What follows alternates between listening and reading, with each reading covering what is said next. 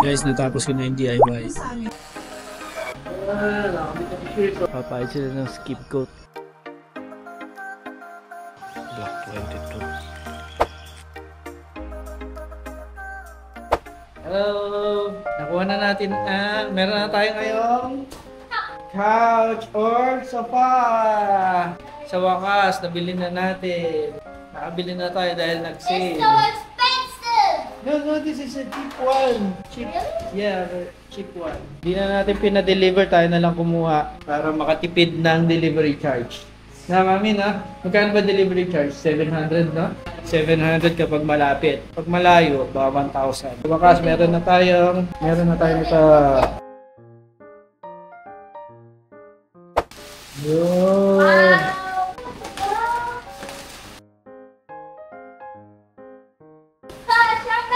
Yay! Wow! Ay, usag ka pa dyan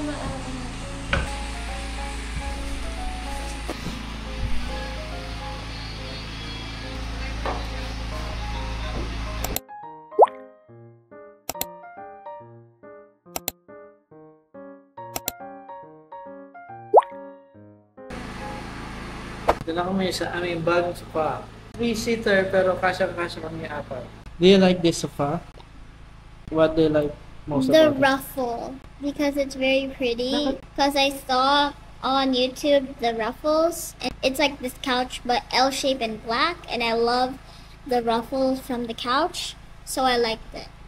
And I like the ruffling because now we have it. Good morning! Tapos ngayon 6:30. Tingnan nyo dito, oh. Papag. Papag.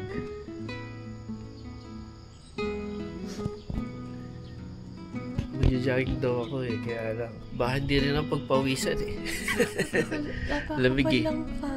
Ayun o, papag doon. Ayun. Lamig.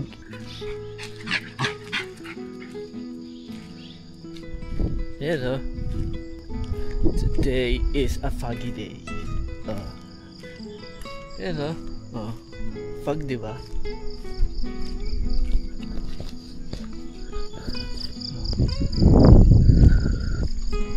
Mamaya, papagalitan na naman ako dito ng engineer. Oh, fog. Kami nagagawa na daw, maaga pa. Siguro dito sila natulog. Hindi may nagagawa na. Alas 6 pasado pa lang. Nagagawa na sila. Papayad sila ng skip coat. Kaya pala ang aga nila, pakiyawan pala to eh. Alas 6 pa lang eh, nag-start na sila. Yung trabador sa amin, alas 8 nag-i-start eh.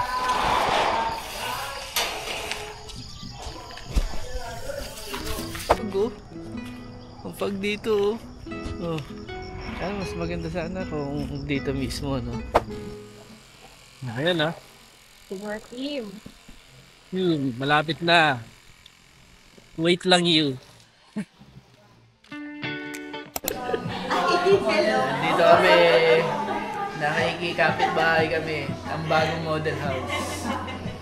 Ganda ng nila oh. Gusto ko pa naman yan.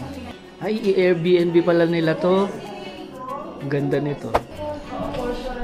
Guys, natapos ko na yung DIY. Joke lang.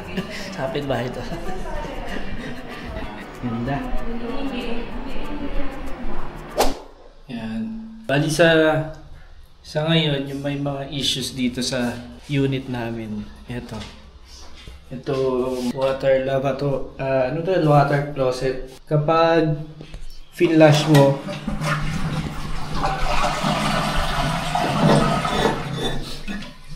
mabagal siya magpuno pabalik ng tubig. So, isa yun sa mga problema namin. Isa yun sa mga minor issues dito. Hindi ko alam kung papalitan yan o aayusin lang, pero nireport na rin namin yan. Pa. Tapos dito naman sa taas, tong aming lavatory, halos walang lumalabas na tubig. Isa din yan sa dalawang issues na ano namin. So bali, meron kang 3 months at the time na makabitan yung ilaw o yung tubig para i-report yung mga issues tapos aayusin nyo. So ito, mga wala pa tayong 1 month. So yan, ni-report na kagad natin. May fill upan kayong form. Pagka fill up ng form, papasa kay Home Turnover Officer. Gagawa nila ng job order. Papaayos nila yung dito. Okay?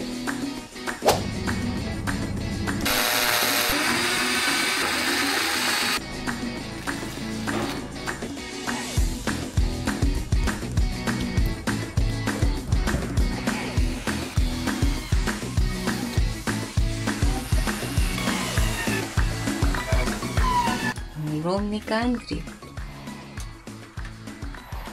Kailangan daw siyang surprise.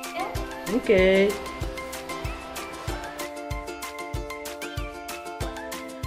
Wait and see, my love.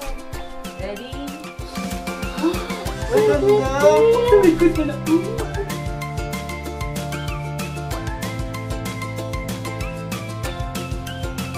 Ang ganda! Ganda. Ganda naman pala natin. But then we should get we should get like 2 shelves, like 4 shelves, and then put them all together and place it right here so that we can have the power station. Bali, punta muna tayo ngayon sa office ng PMO kasi kukuha tayo ng mga permit para dun sa pagpapakabit na kortina. Kakabit mo yung kortina ngayon sa hagdan kailangan na permit mga gagawa. Kailangan din pala ng permit kapag magpapasok ka ng ng mga gamit. Akala ko yung yung authority to move in. May iba pa pala. Kailangan din pala ng permit para magpasok ng kahit ng mga sopa, mga gano'n, need tayo kasi nagpasok kami ng sopa akala ko yun yung move-in authority na iba pa pala yun. So kukunin na rin natin, sasabay na natin.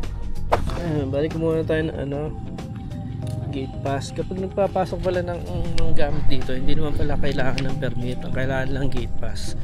So kailangan mo lang fill upan yung gate pass tapos i-send sa PMO.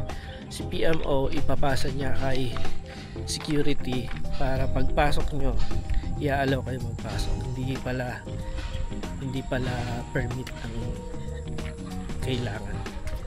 Okay, so yun lang, gate pass subdivision gate pass, fill out lang, pasa kay PMO, yun lang. Okay, tara, kita tayo video ko ilan mo. Nagkakabit na sila ng dito. Dito. Medyo mahirap lang.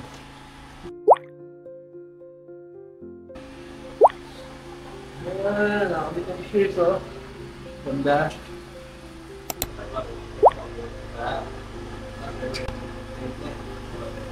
Okay.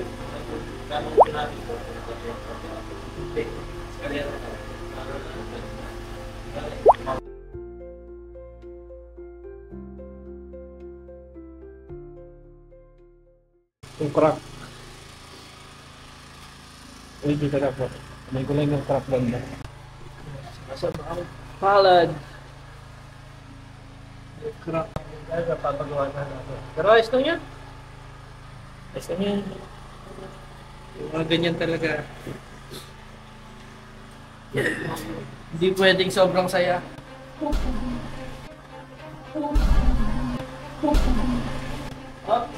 Oo.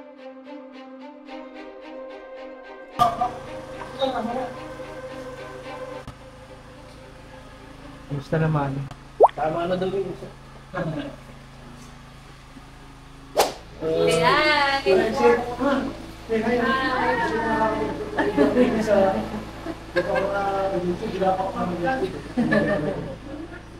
Meron tayo bisita, kamag-anak. Pinsan.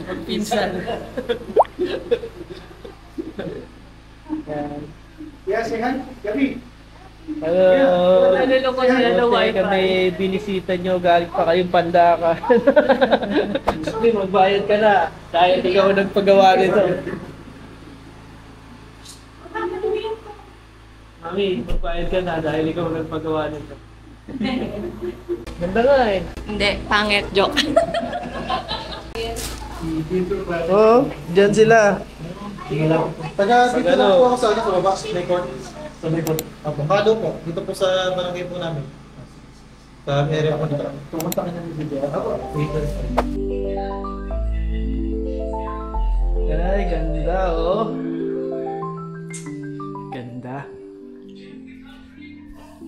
Ano, worth it ba? Worth it ba? Super worth it. Ang ganda na aming ano. Ang ganda ng quality, ang ganda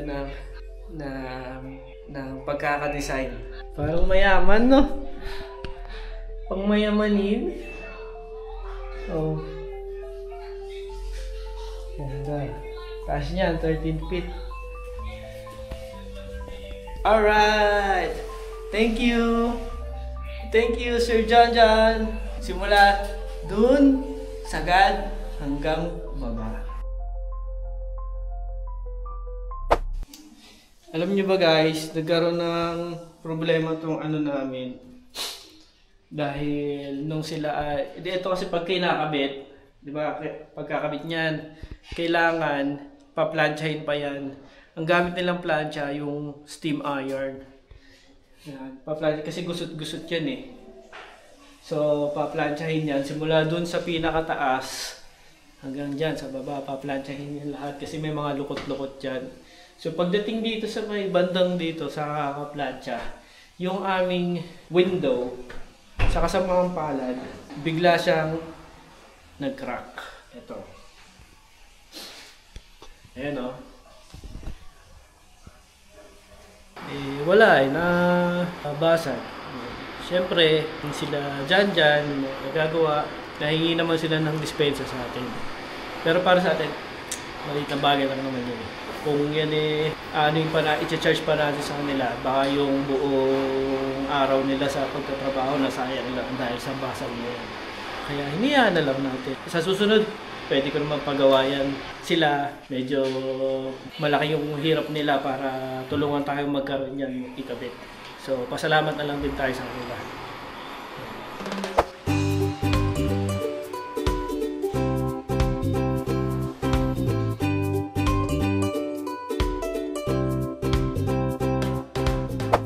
Good morning po.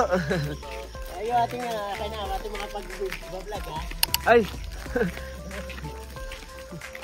Good morning po.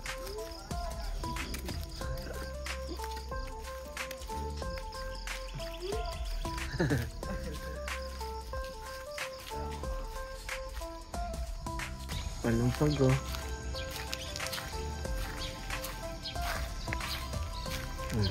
Nasa ko kung saan nagpunta. Kiwi. Ito, black ano to. 22.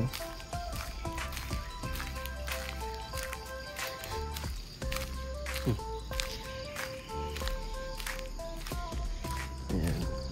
Ginagawa na rin dito. Ito. Charleston.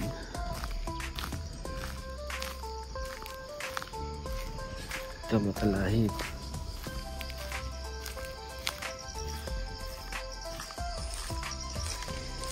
Matalahit dito. Ito.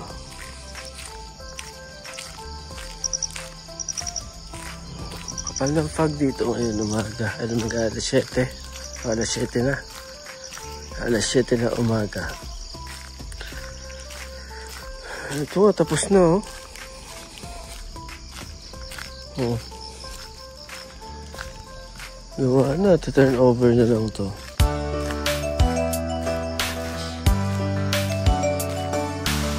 Ayan.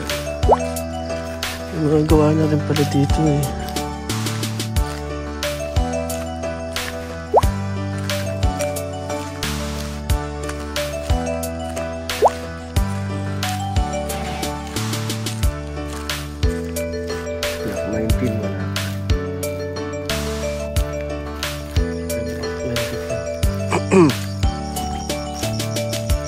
Block 22.